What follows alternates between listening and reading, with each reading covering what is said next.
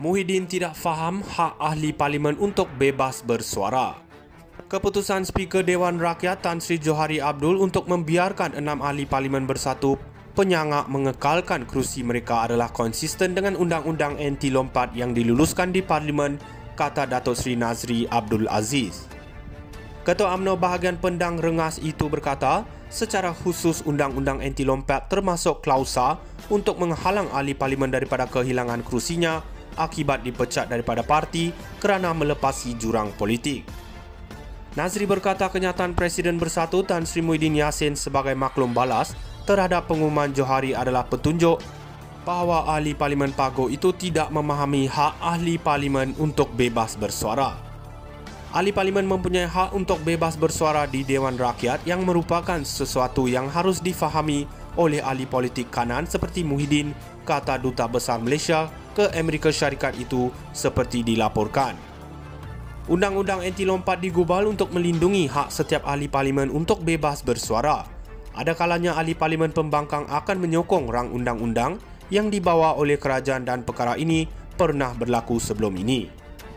Apabila 6 ahli parlimen bersatu menyokong kerajaan, ia sama seperti mereka menyokong rang undang-undang kerajaan. Semalam 10 Julai, Muhyiddin mengesahkan pihaknya menerima surat daripada Johari yang menolak notis kekosongan kerusi 6 ahli parlimen yang mengisytiharkan sokongan mereka kepada Perdana Menteri Datuk Seri Anwar Ibrahim dan Kerajaan Perpaduan. Dalam menyatakan kekecewaannya terhadap keputusan Johari, Muhyiddin berkata yang di-Pertua Dewan Rakyat telah gagal untuk menegakkan niat sebenar pindaan yang dibuat kepada Perkara 49A, Perlembagaan Persekutuan yang juga dikenali sebagai Undang-Undang Anti Lompat yang bertujuan untuk mengecilkan hati penggubal undang-undang yang dipilih. Mengulas lanjut, Nazri berkata tujuan Undang-Undang Anti Lompat adalah untuk mengelakkan pilihan raya kecil daripada tercetus tanpa sebab yang munasabah. Salah satu tujuan Undang-Undang Anti Lompat adalah untuk menghalang pilihan raya kecil kerana kita mahu menjimatkan kos, kata Nazri. Kita tidak mahu mencetuskan pilihan raya kecil semata-mata atas sebab parti politik memutuskan untuk memecat ahli parlimennya kerana ia akan membazir wang rakyat. Muhyiddin tidak faham hak ahli parlimen untuk bebas bersuara.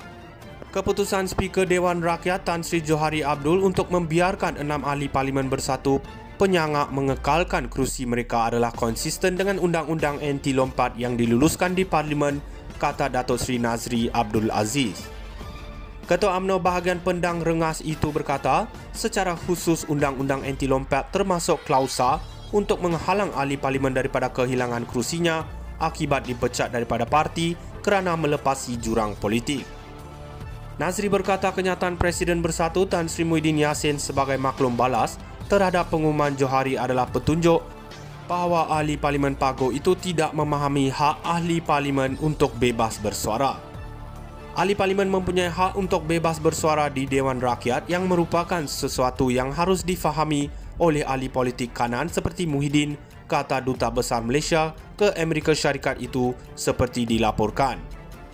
Undang-undang anti lompat digubal untuk melindungi hak setiap ahli parlimen untuk bebas bersuara.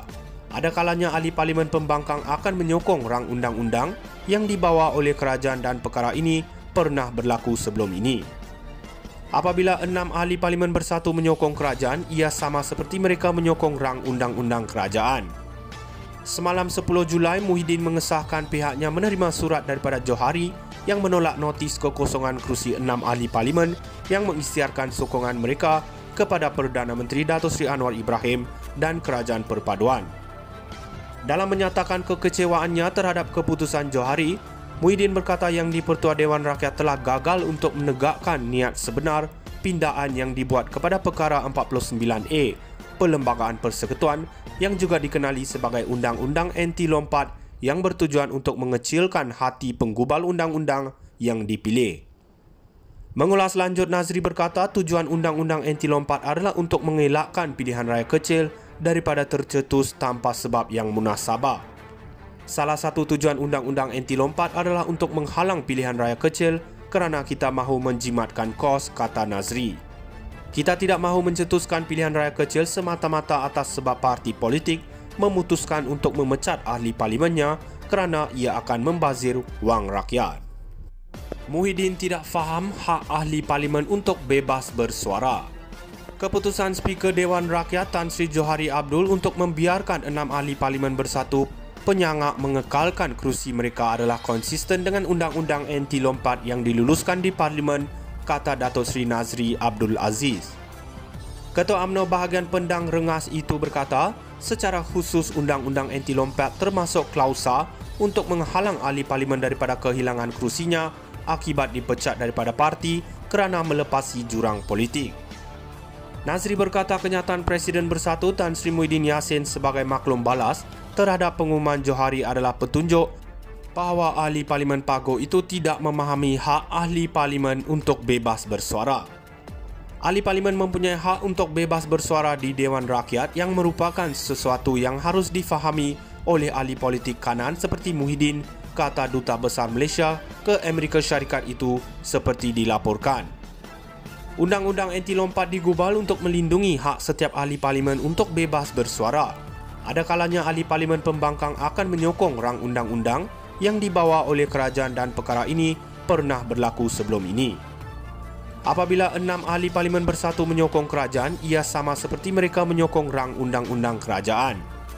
Semalam 10 Julai, Muhyiddin mengesahkan pihaknya menerima surat daripada Johari yang menolak notis kekosongan kerusi 6 ahli parlimen yang mengisytiharkan sokongan mereka kepada Perdana Menteri Datuk Seri Anwar Ibrahim dan Kerajaan Perpaduan.